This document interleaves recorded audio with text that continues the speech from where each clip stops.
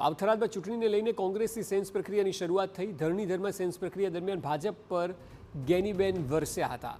ભાજપને માત્ર ચૂંટણી સમયે જ પ્રજાના વાયદા યાદ આવે છે। મારા ધારાસભ્ય કાળમાં વિસ્તારના અનેક રોડ બનાવ્યા। 1.5 વર્ષથી ભાજપના ધારાસભ્ય ક્યાંય દેખાયા નથી। 30 વર્ષના શાસન પછી પણ ભાજપને કોંગ્રેસીઓની જરૂર પડે છે। કોંગ્રેસમાંથી ગયેલા જ ભાજપમાં મંત્રી બને અને ચૂંટણી લડે। ભાજપને ઢાંકણીમાં પાણી લેવું જોઈએ અને ડૂબી મરવું જોઈએ। જ્યારે ચૂંટણી હોય એટલે જ બધા વાયદા યાદ આવે કે ભાઈ તમે અમારા ભેગા આવો એટલે અમે તમારું આ બધું કામ કરી નાખશું એવું કે ને। અને પાછું શું કે ધીરાભાઈ કે ભાઈ કોંગ્રેસની સરકાર નથી, કેન્દ્રમાં અમારી સરકાર છે અને રાજ્યમાં અમારી સરકાર છે, એટલે તમે અમારા ભેગા આવી લો એટલે બધું કામ થશે।